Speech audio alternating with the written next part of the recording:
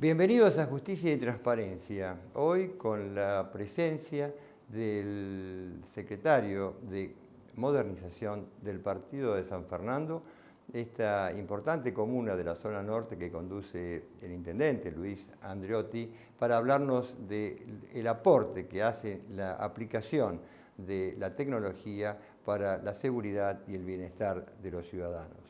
Y Gastón Gillier, director ejecutivo del Centro de Estudios Legales y Sociales, el CELS, conocido CELS, para hablar del tema de la seguridad, del Poder Judicial, de la actividad, de la visión política y judicial que se tiene desde este importante organismo defensor de los derechos humanos, de lo que pasa y de lo que habría que hacer en la materia. Enseguida, cuando continúe Justicia y Transparencia.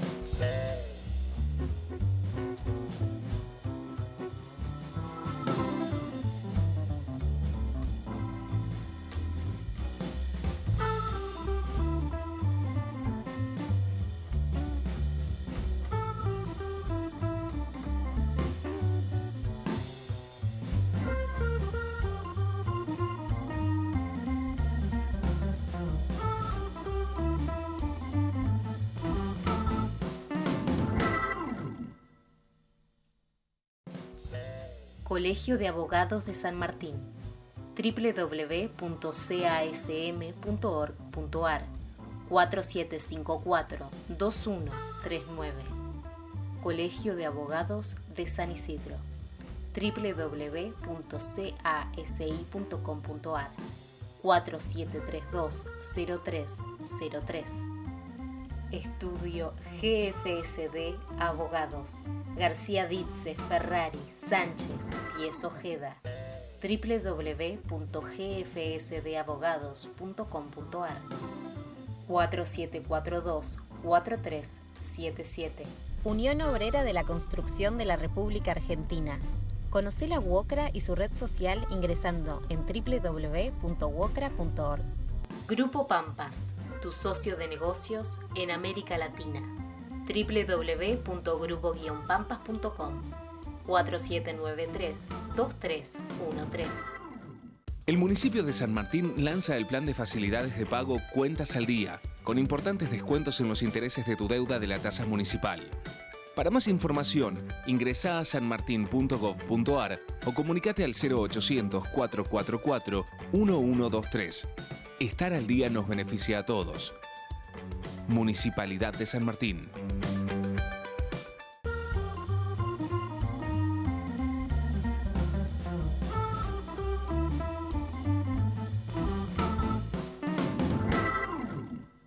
Seguimos en Justicia y Transparencia con un tema que a todos nos sigue preocupando, a usted en casa, señor, señora, que es el tema de la seguridad. Pero la seguridad hay que verla no solamente pensando en términos policiales, en términos del sistema judicial, hay que pensarlo también en qué aporta en pleno ya caminado del siglo XXI la tecnología.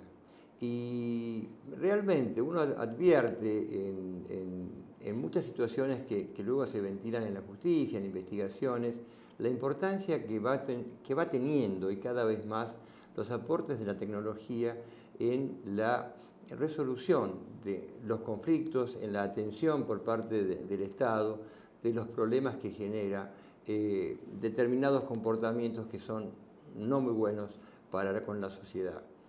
La tecnología, la seguridad, ¿en qué se emparentan? Hemos invitado hoy a un especialista, a Gonzalo Cornejo, que es el secretario de Modernización. Digo bien, Gonzalo, Perfecto, un gusto tenerte acá. Igualmente. Secretario de Modernización, El mismo, del Partido de San Fernando. Exactamente.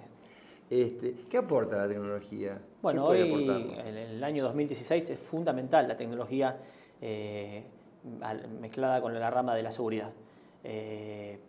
Aporta de todo. Principalmente, podemos prevenir un montón de casos por muchos medios tecnológicos. Pueden ser alarmas, cámaras, botones de pánico, sensores de proximidad, llámese alarmas de humo, diversos cantidad de aporte tecnológico que son fundamentales, ¿no? Cuando el intendente Luis Andreotti, ¿es una secretaría nueva? ¿Modernización o estaba? Es una secretaría que tiene prácticamente, te lo digo, 1 año y días. Por eso. ¿Cuándo arrancó? Cuando inauguramos el centro de monitoreo del municipio de San Fernando. Antes éramos subsecretaría. Ajá. Dependíamos de privada, pero ¿qué pasó? Antes teníamos, te lo cuento, porque sí. Antes teníamos un centro de monitoreo, el cual adquirimos, que tenía solamente 5 puestos. Ajá. Y teníamos alrededor de 20 operadores monitoreando, más 2 o 3 administrativos. Hoy estamos en 36 puestos en el centro de monitoreo, crecimos a 180 empleados, de hecho habíamos puesto un límite de 300 cámaras que lo superamos ampliamente, por eso vamos a hacer 2 cosas. Ampliar un poco el centro de monitoreo, que lo dejamos capacitado para ampliarlo. El centro de monitoreo estamos hablando para que la gente lo tenga presente, porque hay lugares que no están así como San Fernando, ¿verdad? Bueno. Es donde se operan, se reciben las imágenes de las cámaras que están diseminadas a lo largo del partido. Exactamente. Esto queda en Perón 926. Ajá. Nosotros vamos a muchas reuniones con vecinos y yo siempre los invito a que vengan y lo conozcan el centro de monitoreo. Claro. ¿Qué es lo que no se puede hacer? Monitorear las cámaras, porque lógicamente las imágenes que se ven ahí son privadas y son para entregar a la ley en caso de un evento o que se requiera. Lo que sí puede el vecino es dar un pantallazo, se hacen visitas guiadas, para que lo conozcan, porque se hizo una inversión desde el lado del municipio con fondos municipales muy grandes. Una determinación de agrandar ese centro de monitoreo, de poner más cámaras y de invertir mucho más en seguridad, y vuelvo a recalcar esto que es muy importante, con el aporte del dinero de los vecinos, porque no teníamos otra forma de hacerlo. Claro. Entonces, en base a todo ese súper crecimiento que hubo, la subsecretaría de modernización, que era algo chiquito, aislado, y que antes dependía de medio ambiente, o sea, una cosa rara, Sí, claro. se determinó darle poder, darle presupuesto y convertirla en secretaría. Y tuvo un crecimiento geométrico, por lo que veo, en cantidad de empleados, en cantidad de cámaras. Terrible. Arrancamos con 60 cámaras, hoy estamos alrededor de las 600. Una cámara cada 250 habitantes, es un montón. O sea, la realidad es que se decidió invertir en esto porque nos dimos cuenta que funcionaba. Ahora, ¿cómo funciona? Una cosa es la imagen que se capta en el centro de monitoreo, Sí. y están interactuando con la policía. ¿Tiene policía municipal San Fernando? Tiene policía municipal. Cuando comenzó todo esto del tema de asumir el centro de monitoreo, todavía no estaba la policía local, que lo llamamos. Eso iba, sí. Es la local, ¿sí? Que son fondos municipales, son empleadas municipales. No había una interacción dentro del centro de monitoreo, sino que cuando monitoreo veía un evento, se hacía una comunicación radial. ¿Por qué era así? Porque el espacio donde el centro de monitoreo había crecido o se había desarrollado era muy pequeño. Ajá. Y no teníamos la oportunidad de incluir a la policía municipal dentro de ese centro de monitoreo. Hoy en día, al poder planificar un centro de monitoreo que se inauguró en septiembre del año pasado, dentro de las instalaciones tenemos los 36 puestos, los 180 operadores, que son los que visualizan las cámaras, y a su vez tenemos personal del 911, que escucha los llamados del 911, que hace un vecino que está con un problema. Ese llamado al 911 triangula a La Plata, que tienen un conmutador gigante. De La Plata va escalando, va bajando el llamado hasta que lo derivan a San Fernando. Esa escucha se hace dentro del centro de monitoreo, pegado en el mismo recinto, quiere decir, donde están las cámaras. Entiendo. A su vez tenemos en el mismo recinto también la radio con la policía municipal, que son los patrulleros verdes, donde maneja un personal municipal acompañado por un policía, Ajá. que es el que lleva armas. Y por otro lado tenemos la policía local, que son los nuevos, los patrulleros, los chicos uniformados de celeste. De celeste. Y por otro lado está la policía que en su momento sacó la provincia un poco como para hacer algo, para cuando decretaron la emergencia de seguridad, que son las Amarok negra con blanco, que ese es el comando de patrulla, el CPC. Ajá. Todo eso nuclea dentro del centro de monitoreo. O sea que cuando se produce un evento, un chico ve algo en un monitor, que le están robando a alguien, o un consumo, o una pelea, o lo que sea, se acude, todas las fuerzas acuden. O sea que hay una coordinación No, efectiva. terrible. Y además también trabaja la ambulancia dentro del centro de monitoreo y defensa civil. Porque la cámara no es solamente para ver un evento de una persona se está Sí, un golpeando. delito, una situación violenta. Monitoreamos que la un gente accidente. de todo, un accidente. Se monitorea que la gente no tire basura, por ejemplo. Porque digo, limpiar una plaza cuesta tiempo y dinero. Ese dinero es el dinero que pagan los contribuyentes. ¿Por qué la vamos a limpiar 2 veces? Entonces, cuando se ve una camioneta que está haciendo una infracción, que está tirando madera o que está quemando algo, inmediatamente a través de la cámara se lo ve, se manda a la patrulla y la patrulla resuelve el caso. La cámara se usa para ver cuando hay inundaciones. Cuando sube el río tenemos una cámara apuntando una regla que monitoreamos todo el tiempo el estado del río. Las mareas, por si hay inundación, para avisarle a... Recordemos que San Fernando, el límite de atrás, digo, de todos lados tenemos agua en realidad. Tenemos desde el río de la Plata, del fondo tenemos el arroyo Fate, o sea, por Villa Alguisa también nos entra agua. Y con el tema de las cámaras se hizo muy efectivo el tema de tratar la crecida de la marea, no solamente la lluvia. Cuando llueve es una cosa. Cuando llueve, todas las calles tienen que drenar el agua que llovió y para eso hace 5 años que se vienen limpiando los conductos y hasta mejorándolos. Eso mejoró casi un 80% lo que era antes San Fernando, porque antes inundaba. Ahora, con lluvias muy fuertes, puede llegar a haber acumulación de agua, pero el agua se va. Claro. Pero entre la cámara, que también sirve para detectar las zonas que se están inundando, defensa civil. Eso te iba a preguntar. Claro, ¿Eso está coordinado con defensa civil? Todo en conjunto en el mismo recinto, que es el llamado Centro de Operaciones San Fernando, que queda en Perón 926 y que los vecinos están invitados a que lo vean. Lógicamente pueden ir, se anuncian en la puerta, si hay un evento fuerte, por ahí los hacemos esperar, pero la idea es que lo conozcan el lugar, porque es algo grande, novedoso, que sirve y que lo pagaron los vecinos. Entonces es lindo difundirlo. Y hay un tema más en San Fernando que es el tema de la iluminación. ¿Cómo es eso? Eso fue clave, eso fue una decisión fuerte del intendente apenas asumimos en realidad, y creo que es lo que la gente más ve, más reconoce y lo que más frutos dio. Cuando uno llegaba a San Fernando, que entraba o por San Isidro o por Tigre, era evidente la falta de iluminación que había. Lo primero que se hizo, se optó por comprar luminarias. La luminaria, estamos hablando de poste. Estuvo Santiago Aparicio que decía que San Fernando parecía lugar oscuro entre Tigre y San Isidro. Bueno, ahora yo quiero a mis colegas vecinos, pero la realidad es que ahora es al revés. Porque se iluminó tanto, se pusieron 27.000 luminarias nuevas. En la vereda. Se pusieron de calle y de vereda. Eso le interesa. En algunos lugares importantes, doble luz. O sea, de los 2 lados de la calle, doble luz de vereda. O sea, la iluminación, la verdad que ayudó mucho, la gente lo reconoce, vio un cambio grande, bajó un montón la inseguridad. Claro. Ya no tenemos puntos oscuros. Y si los hay, que quedan muy pocos, va y se refuerza con la luz. Entonces, entre la iluminación, que fue lo primero que se vio y lo más fuerte, aparte hace 5 años que no se para de instalar postes, luminaria, invertir en eso. Que no se para de instalar cámaras. Vos recordá que cuando llegamos había nada más que 60 cámaras instaladas. Hoy estamos por llegar a 600. Claro, Y vuelvo a lo mismo, 600 cámaras reales que cualquier vecino puede acercarse al centro de monitoreo y verlas con sus propios ojos y decir, realmente están y están funcionando. Y aparte el tema de... Porque Gonzalo, la luz, la iluminación y el pavimento, ¿no? Yo me acuerdo de la calle Uruguay, que era un lugar abandonado, y cuando se pavimentó, cambia la vida de todo el mundo. Totalmente. ¿No? Es progreso para el pueblo. Es progreso. ¿No? La calle Uruguay, lidia con San Isidro. Ahora hay firmado un proyecto para hacerla entera, o no te quiero mentir, ¿cuántos? 3.000 metros. Bueno, eso me gustaría... es un viejo tema ese, porque como está en el medio parecería ser que... ¿no? El otro día estuvimos con la gente de San Isidro, con el intendente, y se firmó un proyecto para entre los 2 municipios arreglarla. Así que va a quedar muy bien. Además, no olvidemos, no solamente el pavimento, los túneles. Eso, ¿no? Los túneles fue fundamental. ¿Cuántos túneles se han hecho? Tenemos 3 túneles hechos y el 4º en construcción. Ajá. Y se van a seguir haciendo. Estamos hablando de superar la barrera en el caso de los cruces ferroviarios y la generación de túneles. Te da mucha mayor agilidad para pasar del este al oeste. Y seguridad. Y seguridad ante todo, porque para estar frenando la barrera, aunque haya iluminación y cámaras, no frenar en la barrera.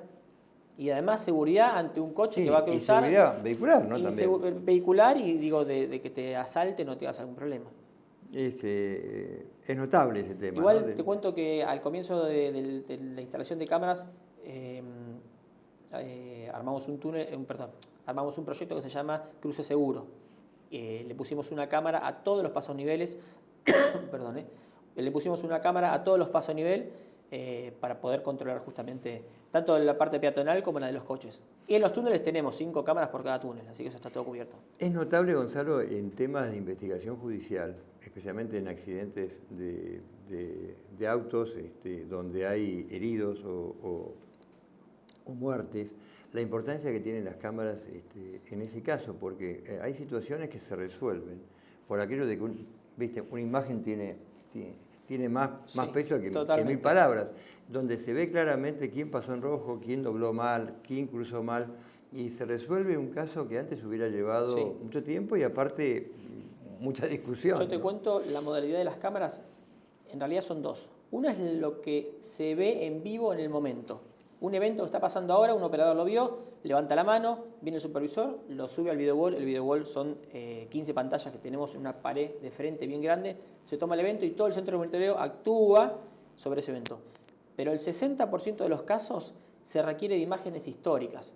Esas cámaras que tenemos graban hasta un mes, quedan almacenadas un mes. Esa era la pregunta que te quería hacer, porque Claro. hay muchos abogados que ven este programa Sí. y a veces no se sabe, enterado o interviniendo en un caso, hasta cuándo la cámara permaneció, la imagen, guardada, ¿no? Mira, el tema de la cantidad de días que uno la mantiene guardada es todo un tema de costos y te lo voy a explicar así.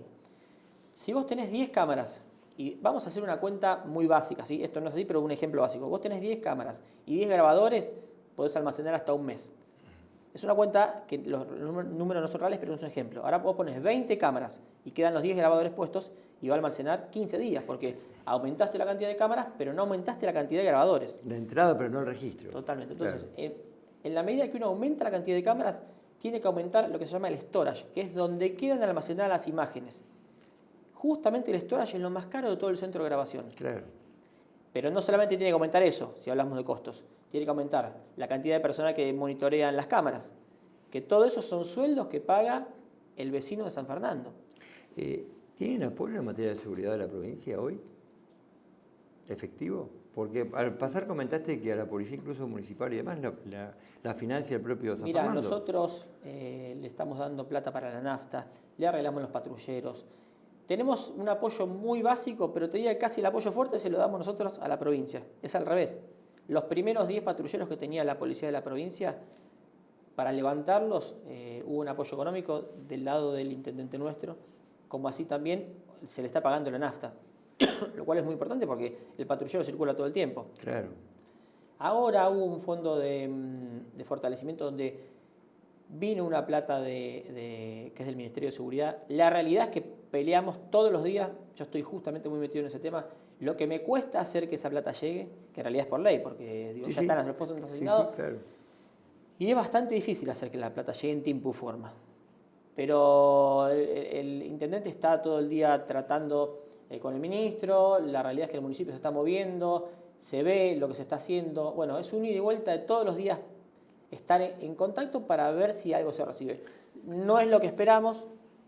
El gran aporte que recibe el municipio de San Fernando es el 80% de lo que recibe, es de la tasa que se cobra una pequeña parte para invertir en seguridad. El ABL, la nombrada. El ABL, del ABL tenés una porcioncita que los fondos van destinados a un afectado de seguridad. Y vos fíjate, Gonzalo, que el ABL no es ABL-S, digo, No. la seguridad es un problema de la provincia, ¿no? Bueno, mirá, no es un tema municipal. Yo me canso de escucharlo al intendente, que tanta razón tiene.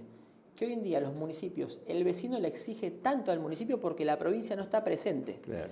Si la provincia no está presente, es muy difícil que el vecino vaya A La Plata. No va a La Plata, y si va, ¿a quién le va a ir a golpear la puerta? San Fernando, dentro de todo, encima es un partido chico, sacando el aeropuerto, tiene 23 kilómetros cuadrados.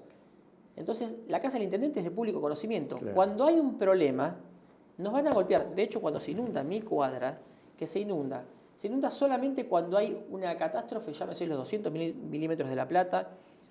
Os recuerdo en el año 2005, creo que fue 2004, un septiembre que llovió muchísimo, 2 de la mañana. Yo salí a la bomba a ver por qué no estaba funcionando. Y la bomba estaba con sus 4 bombas encendidas, pero no daba abasto. El río Alto, la bomba funcionando a fondo, no daba abasto para sacar el agua. Y viene y nos golpean nuestra puerta. Entonces, ¿qué quiere decir?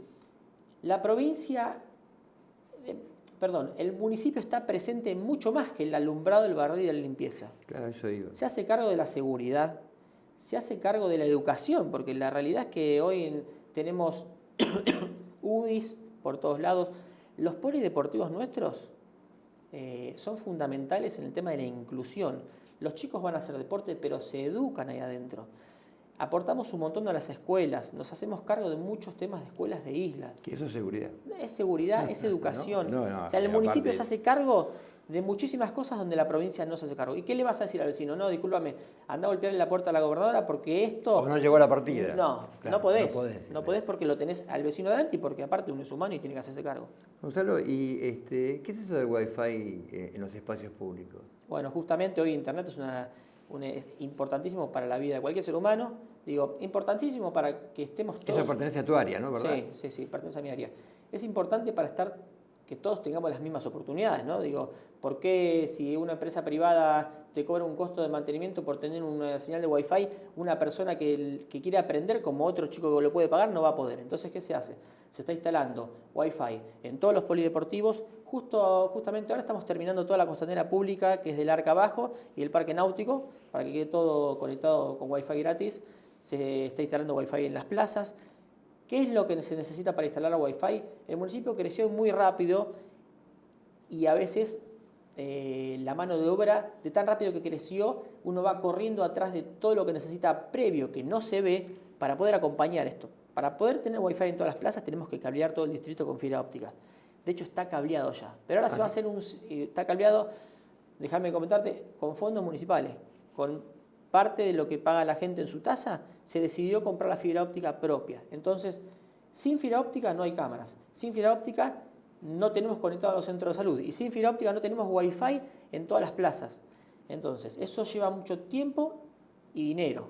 El tema del dinero, si la gente paga la tasa, lo podemos obtener. El tema del tiempo es tiempo físico del cual se está trabajando. Hoy ya tenemos conectadas 4 plazas, tenemos conectado terminando la costanera, los polideportivos están casi todos y se va a llegar a poner en todos los puntos públicos donde la gente va a hacer ocio para que pueda tener acceso a Wi-Fi. Y además, el municipio, por un programa de conectar, decidió conectarle a las escuelas públicas, a las escuelas privadas, a los centros de jubilados y a la sociedad de fomento, también se hizo cargo de conectarles Wi-Fi a todos esos establecimientos. Son alrededor de 300. Saca los centros de jubilados, pero las escuelas públicas, digo, son de la provincia. Tendría que hacerse cargo, en teoría, de la provincia. Y lo hace el municipio. Había en la administración anterior algo llamado Conectar Igualdad, pero eso se perdió todo, está todo. Uno va y hay un montón de notebooks, un montón de conexiones que están todas tiradas abajo, pero nadie las siguió, nadie las mantuvo. El municipio se hizo cargo y está conectando. Hoy ya llevamos alrededor de 25 escuelas públicas donde el municipio le llevó un pelo de fibra óptica que les da internet, telefonía y TV por cable. Así que internet en San Fernando en los espacios públicos. Sí. ¿Qué edad tenés, Gonzalo? 40. Bueno, usted dirá que parece menos, pero una joven visión en un municipio que evidentemente se está esmerando en mejorar, en iluminarse, y te agradezco mucho tu participación en Justicia y Transparencia, porque la seguridad no es solamente un tema policial y vos hoy has hablado, directa o indirectamente, de este tema que a tanto le preocupa a la gente. Gracias, Gonzalo, por haber estado acá. Seguimos en Justicia y Transparencia.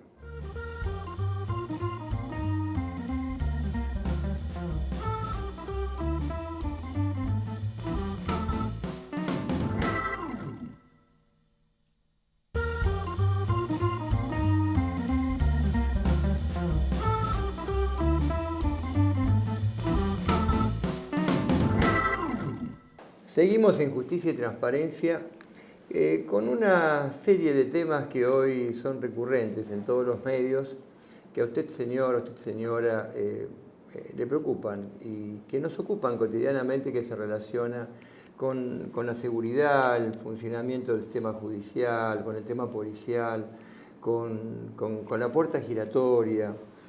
Y con esto de que no hay una respuesta adecuada del sistema judicial y que esto hace que se larguen rápidamente a las personas que están imputadas o sospechadas de haber cometido un delito. Esto que se dice es real.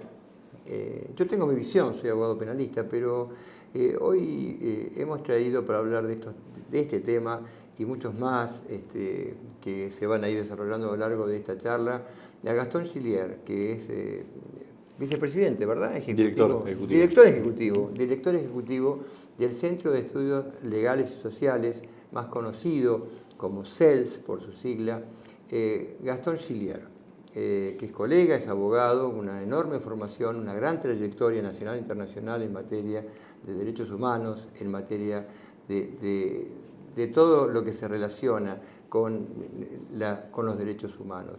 Gastón, un gusto tenerte acá en Justicia y Transparencia. ¿Qué parece el nombre? ¿Puede haber justicia transparente? Gracias, Juan Carlos, por la invitación. Sí, me parece apropiado y tiene sentido que la justicia, una de las características sea la transparencia, pues a veces el problema justamente de la percepción de la sociedad es que todo lo que hace la justicia se hace entre bambalinas, ¿no? Sí. Y si vos conocés bien el acceso inclusive a los juicios públicos, la dificultad que tienen los jueces de la publicidad y esa famosa frase acuñada de que solo hablan por sus sentencias, lo cual me parece que es parte del problema. Creo que la justicia debería estar mucho más accesible a la sociedad, de manera que la sociedad participe activamente de lo que hace la justicia, de lo que hace y lo que no hace, y tenga una crítica y se puedan generar políticas públicas para una justicia más accesible y más cerca de la sociedad en general, ¿no? Yo siempre digo, Gastón, si la gente fuera, todas las personas, los ciudadanos fueran a recorrer el edificio, el llamado Palacio, ¿no? Que es un tema un poco monárquico para la República, pero el Palacio de Justicia de la calle Talcahuano, de Plaza Lavalle, y se encuentra con un edificio casi medieval, ¿no? Sí. Una suerte de mazmorra opaca, que impide ver todo, ¿no? Opaca, laberíntica. Hoy por hoy acceden a la justicia los que tienen recursos, digamos, en general. Lo peor es que los que menos recursos tienen y que en todo caso deberían necesitar más de la justicia para que resuelva sus problemas o sus conflictos, son los que no pueden acceder o generalmente acceden por la puerta atrás, que es el sistema penal. La vez pasada en un programa mostramos unas fotos tomadas en México, que yo sé que vos viajas mucho por tus funciones, de los juzgados de vidrio, ¿no? Los juzgados transparentes, donde desde la mesa de entrada se ve al despacho del juez incluido, y en el DF, en el Distrito Federal de México, con toga, como para que todos sepan que ese es el juez y que está trabajando y que se está ocupando. Ese modelo de transparencia que parece más arquitectónico que jurídico, pero tiene que ver, ¿no?, con todo esto. Sí, y conozco México, yo no sé la verdad que no conozco en detalle esos proyectos pilotos, pero por otro lado, cuando hablamos de derechos humanos, México, yo te diría, es el país hoy de América Latina que tiene la mayor crisis de derechos humanos en términos, si vos ves, 28.000 desaparecidos, 150.000 asesinados en los últimos 10 años, y lo más grave de todo es que casi el 99% de todos estos hechos graves está en la absoluta impunidad, con lo cual, más allá del modelo que vos planteás, hay un problema grave de parte de las víctimas, donde yo diría muchos de los los centros de poder del Estado mexicano, en algunos están siendo como penetrados por la criminalidad organizada, que es una realidad que, por suerte, yo creo que está lejos de la Argentina. Gastón, ese tema que a veces uno, por mirarse tanto el ombligo y no mirar en derredor, no advierte cómo es la propia vida de uno mismo, ¿no? Porque no miramos un poco y comparamos, y no para comparar para decir mal de muchos, consuelo de pobres, ¿no? O de pocos, sino realmente Argentina tenemos hoy situaciones vinculadas con la seguridad, vinculadas con el control determinadas conductas que son lesivas para el interés general. Pero hay otros países que están pasando situaciones que nos tendrían que hacer ver que, bueno, que tenemos que trabajar mucho, pero que tan mal no estamos, ¿o me equivoco? Sí, a ver, yo sé que... México es un caso sí, no, paradigmático, emblemático, pero si vos vas a otros países como Brasil, Honduras o Paraguay, ni hablar Honduras. Ni hablar de Honduras. Si uno se rige por las estadísticas y con la dificultad que tiene las estadísticas en Argentina por la falta de continuidad, pero por ejemplo por las estadísticas de Naciones Unidas sobre la tasa de homicidio cada 100.000 personas, el promedio de Argentina es de los más bajos de la región, 6 punto y pico, ¿no? O sea, junto con Chile, digamos.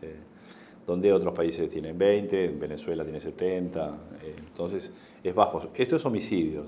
Es cierto que otro tipo de delitos han crecido últimamente, robo con armas, pero sigue siendo dentro de niveles razonables. O sea, yo entiendo que eso no, digo, a la gente que sufre un delito o que tiene familiares o amigos que sufren delito no le dice nada y no resuelve el problema, pero me parece que poder contar o poder tener una discusión, un debate público sobre una política pública que es la seguridad con información dura, con estadísticas, es como un punto de partida fundamental para pensar y diseñar políticas públicas razonables y efectivas. O sea, por ejemplo, la tasa a partir de la realidad. A partir de la realidad, digo, la tasa de prisionización.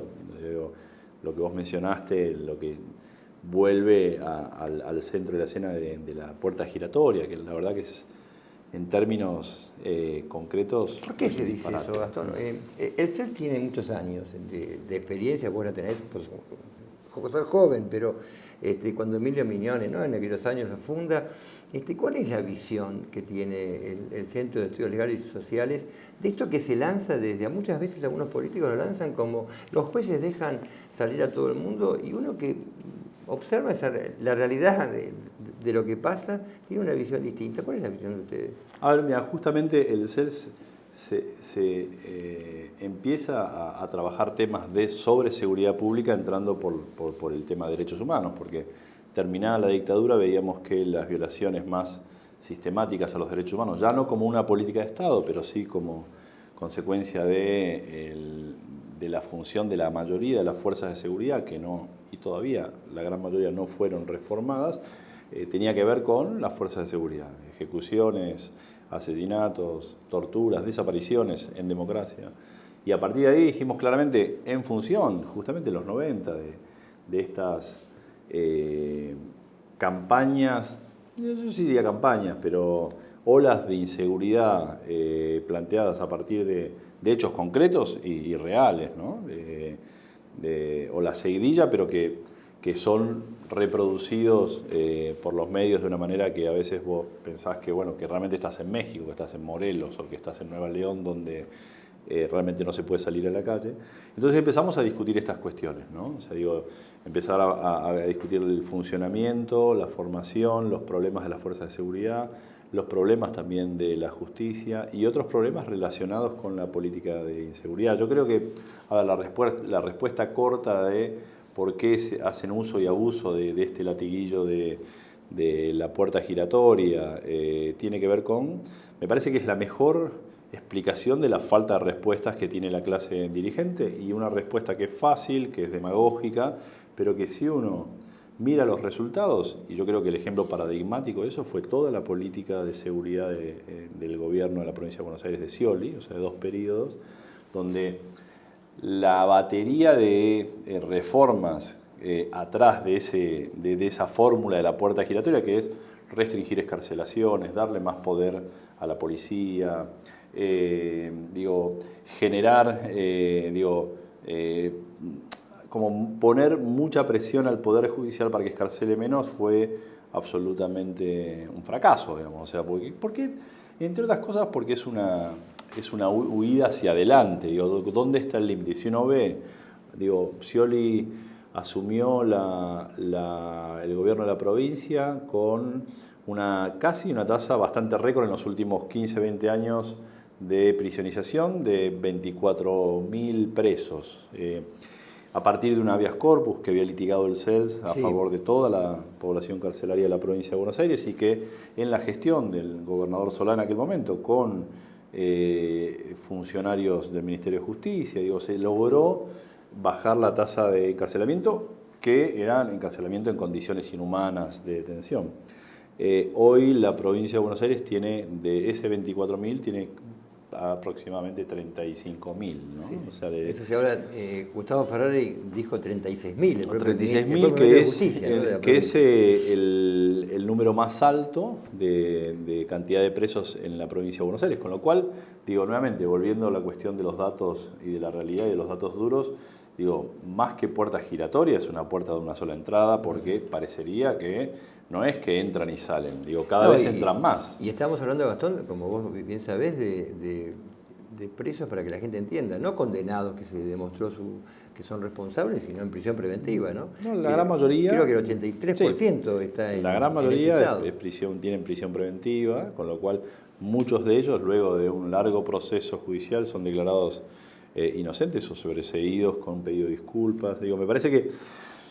Yo creo que también lo que falla a partir de la frase de la puerta giratoria es que la clase política, o sea, los responsables políticos, ponen el acento en lo que sería la última respuesta de una política de seguridad, que es la respuesta del sistema penal. Claro. Pero que llega después, cuando opera el sistema penal es que la política de seguridad fracasó. No hubo prevención. No hay prevención.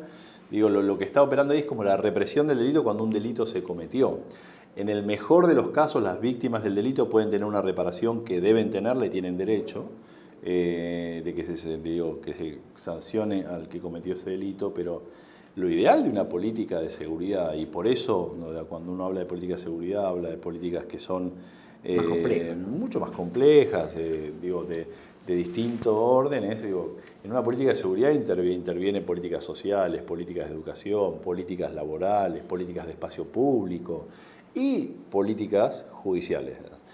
Lo único que se habla cuando se habla de la puerta giratoria es de esto último. Y en ese sentido me parece que demuestra el fracaso, la falta de ideas, la irresponsabilidad, porque lo que genera esto no da respuestas reales a la disminución del delito, más allá de que sea alto o bajo. Como decíamos al principio, Argentina no está entre los países con las mayores tasas de delitos en la región, pero más allá de eso, no da ninguna respuesta al delito que se produce, al delito a la propiedad, al delito de la integridad, a los delitos más graves, y al mismo tiempo no se hace cargo de una política de prevención, donde intervienen muchas otras políticas que no son exclusivamente las del sistema penal.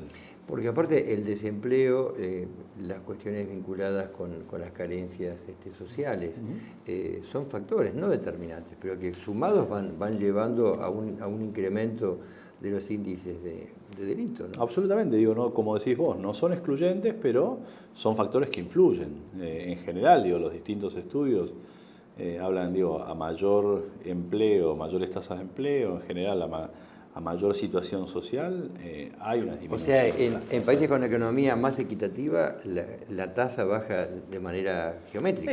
El paradigma de esa situación son los países nórdicos, ¿no? Donde hay casi pleno empleo, todavía funciona bastante el estado de bienestar social, y el otro día leía, no sé si era en Noruega, un pueblo de Noruega, donde por primera vez había habido un homicidio en no sé cuántos años. Entonces, me parece que lo que falta, y ahí es un poco, me parece que la responsabilidad de este tema, de esta situación, que la política se la transfiera a la justicia, es de la política, no es de la justicia. Claro.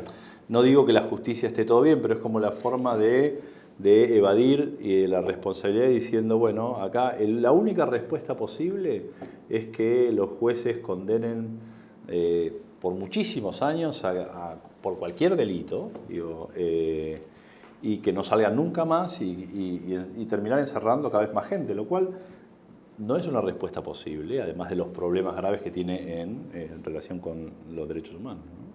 Ahora, lo que se está notando en la actualidad, Gastón, es, por un lado, frente al programa que vos acabás de sintetizar, es un aumento de una represión de las llamadas fuerzas de seguridad. Digo llamadas, lo digo con un sentido expreso, así,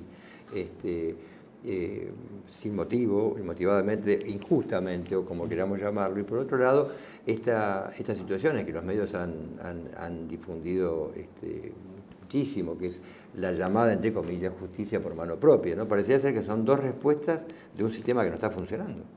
Sí, y son las consecuencias graves o gravísimas de esta falta de respuestas o de esta política disfuncional. Me parece que desde ese punto de vista la idea de la puerta giratoria es complementaria con los mensajes. Por un lado, con las respuestas, estas de la mal llamada justicia por mano propia, eso no es justicia por mano propia, es homicidio o es... Sin embargo, ha tenido cierta... Sí, ha tenido cierta no solo cierta. Oficial, ¿no? El presidente Macri tuvo un mensaje comprensivo con alguien que había cometido, y vos sos abogado, vos sabés bien, una cosa es una legítima defensa cuando está en peligro tu vida y otra cosa es atropellar a una persona que te robó, por más que te haya robado toda la caja de tu negocio, digamos, ¿no? De ahí una cuestión de proporcionalidad de los bienes protegidos que no tiene, o sea, no hay ninguna discusión que solo se puede matar cuando está en peligro tu vida. O las otras respuestas de los linchamientos, que igual tienen que ver con eso, no tienen que ver con esta sensación de que el Estado no tiene ninguna respuesta, pero lo más grave de eso, los hechos son graves por lo que refleja, porque es un síntoma, yo creo, de la sociedad sobre este problema, pero los más graves son los mensajes que llegan desde la política, nuevamente, te decía el del presidente Macri, o inclusive las respuestas de otros funcionarios encargados. Y un tercer punto que vos mencionás y que es particularmente grave, también tiene que ver con parte, digamos, de estas medidas es fortalecer de mandarle mensajes a los jueces para que no escarcelen, ¿no? Hablando llanamente. Pero parte de las otras es también esta idea de alimentar la autonomía de las policías, que las policías puedan... El lema es también no tener las manos atadas, ¿no? O sea, que no tener el control civil, el control político de los responsables. Y lo que nosotros vemos con mensajes muy ambiguos o a veces ni ambiguos, directamente apoyando estas acciones, son las respuestas de represión absolutamente ilegal. La última que vimos y en las cuales se está interviniendo es este hecho brutal de tortura de la Villa 21, de la prefectura, de los chicos de la Garganta Poderosa. Torturados por varios funcionarios de prefectura y luego a los 2 días que una de las víctimas fue a un programa de televisión a denunciarlo, intimidados por haberlo hecho.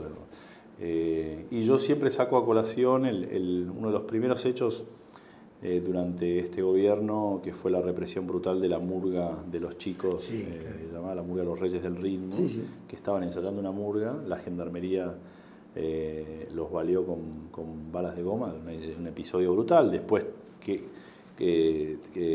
con la intención de transformar en un enfrentamiento que no tenía absolutamente ninguna seriedad. Y la respuesta ahí, en ese caso de la ministra Bullrich, fue de ir a verlos al hospital a los gendarmes, o sea, y de mandar el mensaje de que eso está bien y no mandar el mensaje de que eso está mal y que se investiga. Acá, en este caso también, durante 20 días todavía, la ministra Bullrich tuitea, es muy activa, y la política de comunicación del ministerio es muy activa cuando decomisan droga, cuando hacen operativos. No dijo una palabra sobre esto y la prefectura sacó un comunicado lacónico diciendo que los habían dado de baja, no sabemos todavía en qué términos.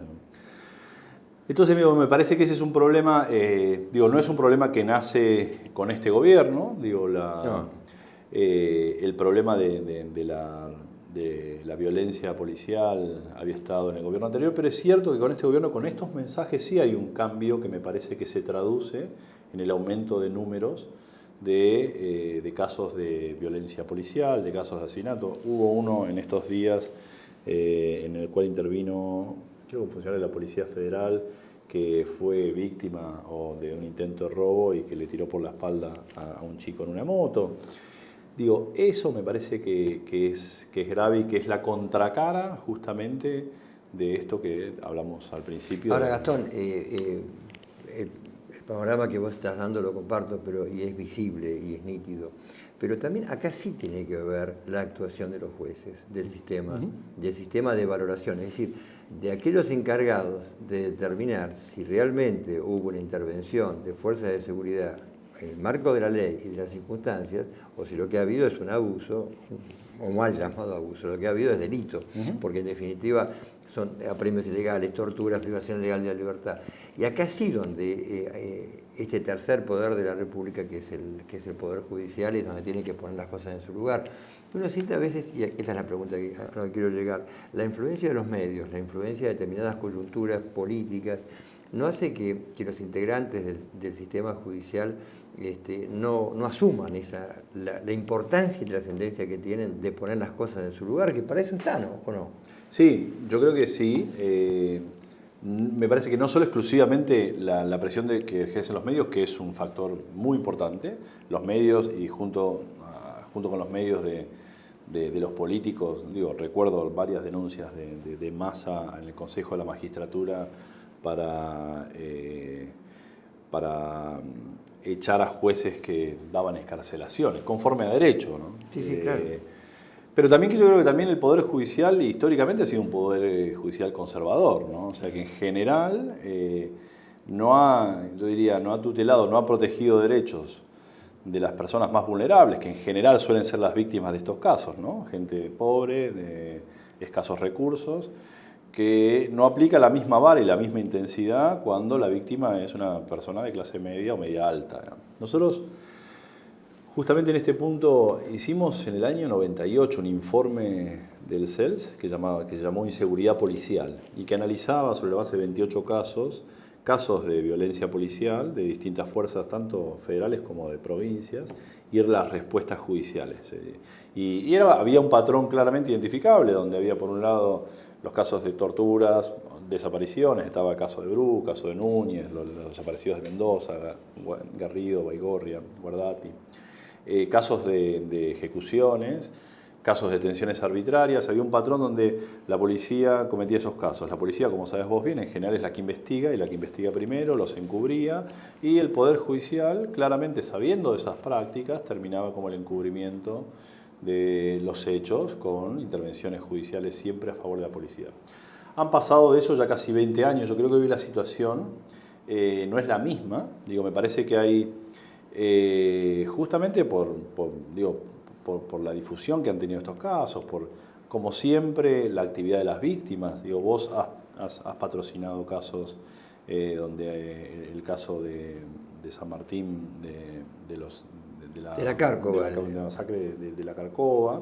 El caso de las víctimas, un caso muy importante también, que fue el año pasado, donde fueron condenados por primera vez por un caso de torturas en la unidad de San Martín, en la provincia de Buenos Aires, varios miembros del servicio penitenciario que mataron. Sí.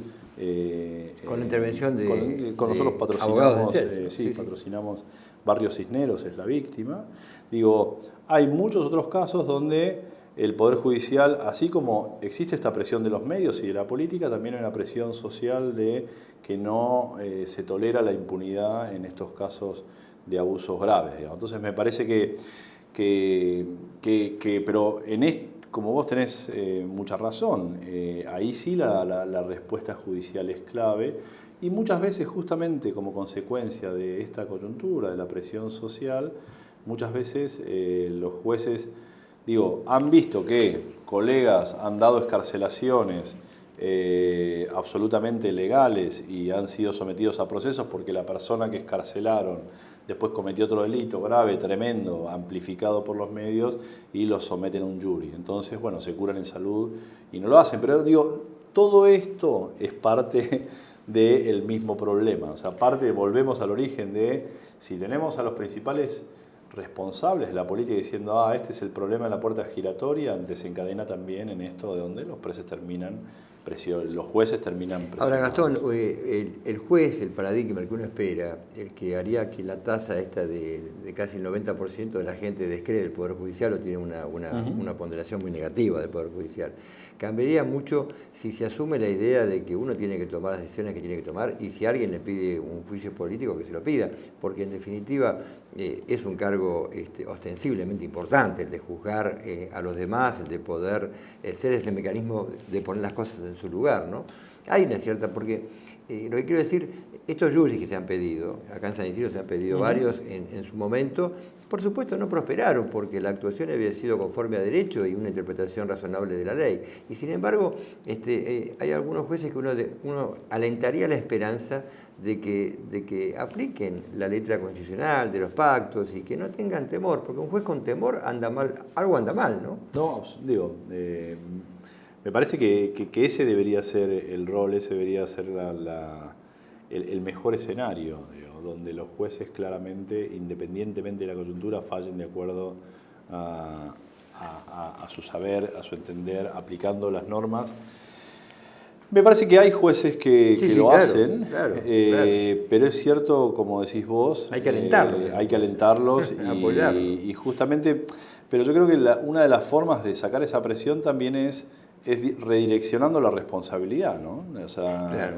Redireccionando la responsabilidad a la política, con la responsabilidad que ellos tienen de cumplir con su deber y aplicar las normas que tienen que aplicar, y al mismo tiempo poner en contexto también, porque cuando se dice ahí, o sea, digo, cuando se habla de inseguridad, se habla de inseguridad cuando te roban a vos, a mí, a las señoras o señores o familias de clase media, media alta. Cuando matan a uno de estos pibes no se habla de inseguridad. No. Digo, creo que también hay que poner, en términos del debate público, la valoración de los derechos, si vale lo mismo una persona de la Cava o vale lo mismo una persona acá del Bajo de San Isidro, ¿no? Entonces, pareciera que no, y ese es un problema. Me parece que es un problema que también debe ser parte del debate. Cuando hablan de inseguridad hoy hay una marcha, leí en el diario, frente al Congreso de la Nación, que creo para que no te pase a vos, y yo no tengo los detalles de la marcha, pero sí preocupan estas demandas sociales asimétricas, y si la última que tuvimos fue, se acuerdan en términos de muchísima movilización, fue la de Bloomberg, ¿no? Sí, claro.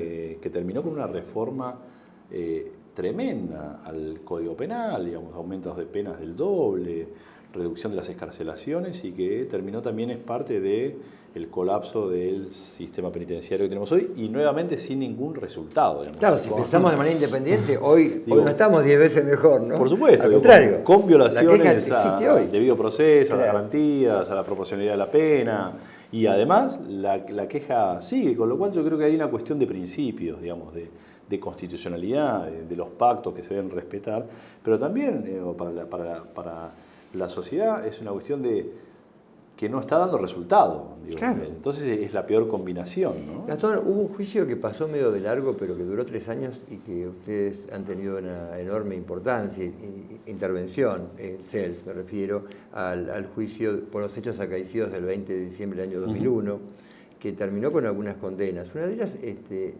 a responsables políticos.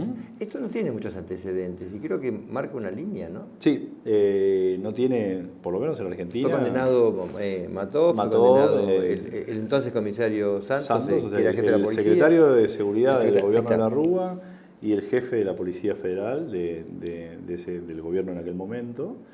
Y sí, fue condenado Santos aún a penas bajas por homicidio culposo, pero cualitativamente fue importante, porque justamente lo que desde el CELS, que hacemos este litigio, además de representar a las víctimas para que sean reparados, nos interesa dar este tipo de discusiones. Y la idea justamente de una condena penal al responsable de la política pública, en este caso en relación con el derecho a la protesta social, es que también tiene que asumir las consecuencias, ¿no? Claro, y aclarando que el ministro de la Alianza era Mestre, que sí, falleció, por eso que falleció, por eso no estaba sentado ahí, nivel, y estuvo involucrado hasta el presidente de la Rúa, que finalmente fue sobreseído. Nosotros seguimos discutiendo ese sobreseimiento, pero lo relevante acá me parece que también, y yo creo que es un mensaje para los funcionarios, para los funcionarios del área y los responsables políticos de las fuerzas de seguridad, que diciendo, si hay una política diseñada que termina, o un operativo, ¿no? O sea, por supuesto se tiene que mostrar penalmente, que como se demostró en este caso, que el operativo fui parte de ese proceso, vi que es así. Y vos también participaste como abogado, y se demostró que no fue, que efectivamente él controló todo el operativo, fue parte del operativo, y bueno, entonces, frente a la violación de un derecho, como fue el asesinato de varios manifestantes, hubo esta condena. Me parece que esos son otros ejemplos como positivos de las respuestas judiciales, frente, en este caso, a un problema también que tiene que ver con la protesta social, digamos, donde la protesta social en Argentina ocupa un rol importante. El uso para del darle un espacio cierre, público. Gastón, porque esto es televisión, ¿cuál sería la visión del CELS en cuanto a una expectativa que ustedes puedan tener respecto del Poder Judicial, de cómo actuar para este cuadro de situación que también has descrito vos hoy?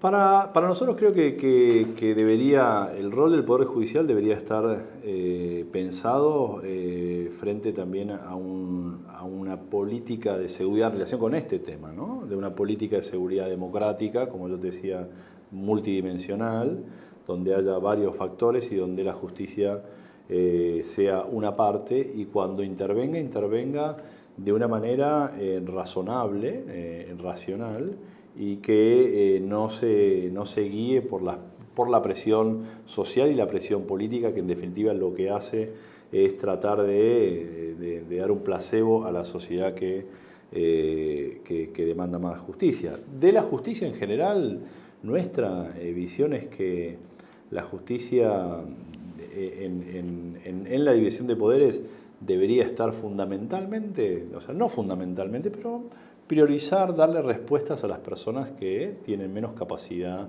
y menos recursos para valerse. Digo, a toda la sociedad, digo, que tiene que acceder a la justicia, pero que no debería ser la peor cara, que es la del sistema penal, solamente las que mira a los sectores más vulnerables, ¿no? Debería la justicia para toda la sociedad, pero en todo caso prestar particular atención para los que menos pueden acceder a ella.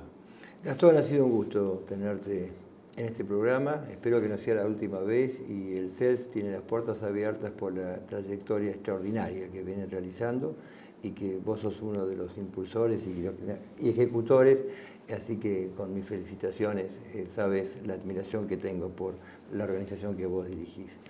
Y bueno, Gastón Gillier, del Centro de Estudios Legales y Sociales, director ejecutivo, el CELS, para ayudarnos a entender como pensadores independientes y no repetidores sistemáticos de lo que nos dicen que es la realidad, para verla a través de nosotros mismos, de repensarla, de poder ubicarnos realmente en lo que pasa y no en lo que nos dicen que pasa, y para entender que la seguridad no es simplemente, señor, señora, un hecho policial, sino que tiene una alta complejidad en la cual tenemos que tratar de ser nosotros intérpretes independientes y no, insisto, meros repetidores de lo que nos dicen muchos medios. Hasta acá ha sido hoy Justicia y Transparencia.